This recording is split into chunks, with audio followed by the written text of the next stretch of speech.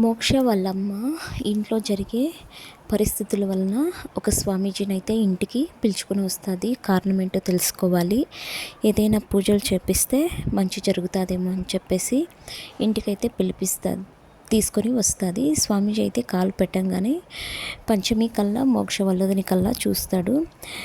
వీటంతటికీ కారణం వీళ్ళ కడుపులో పెరిగే బిడ్డే అని చెప్పేసి అనుకొని పూజ అయితే స్టార్ట్ చేసి, అప్పుడు మోక్ష వాళ్ళమ్మ అడుగుతుంది, స్వామి దీనికంతటికి కారణం ఏమై ఉంటుంది, ఎందుకు స్వామి మాకు ఇలా జరుగుతుంది అని చెప్పేసి అంటే, అప్పుడు స్వామీజీ దీనికంతటికి కారణం మీ మీ ఇంట్లో ఇద్దరు తల్లులు కాబోతున్నారు. వాళ్ళు పుట్టబోయే బిడ్డలు వాళ్ళ పూర్వజన్మలో శత్రుత్వం ఉండడం వలన ఈ ఇంటి దోషాలు వాటి పాపాల వలన వాళ్ళ మధ్య అయితే గొడవలు రాబోతున్నాయి. అందుకోసమే ఈ ఇంట్లో అన్ని అనర్థాలు జరుగుతున్నాయి. వీలైతే ఇద్దరు ఒకరి ముఖం ఒకరు చూసుకున్నంత దూరంలో అయితే పెట్టండి అని చెప్పేసి స్వామీజీ చెప్తాడు. అప్పుడు మోక్ష వాళ్ళ బామ్మ ఏదైనా పూజలు చెప్పిస్తే మంచిదంటారా అంటే, అది తర్వాత రానున్న రోజుల్లో చూద్దాము ఏం చేయాలన్నది, ప్రస్తుతానికైతే ఇద్దరిని దూరం పెట్టండి అని చెప్పేసి చెప్తాడు స్వామీజీ.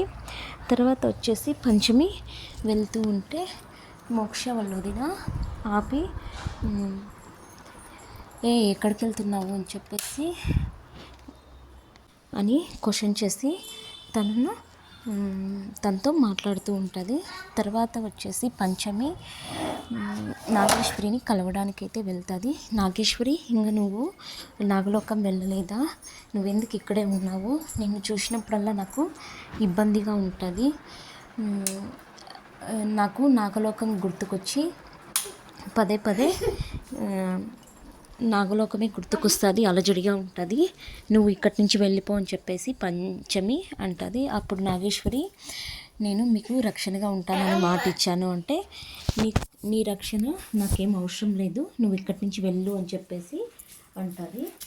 అప్పుడు నాగేశ్వరి, నేను ఉండేది మీకు కాదు రక్షణగా, మీ కడుపులో పెరిగే బిడ్డకు రక్షణగా ఉంటానని మీ అమ్మగారికి మాట ఇచ్చాను అని చెప్పేసి అంటుంది. అప్పుడు పంచమి అలా నిలబడిపోయి చూస్తూ ఉంటుంది.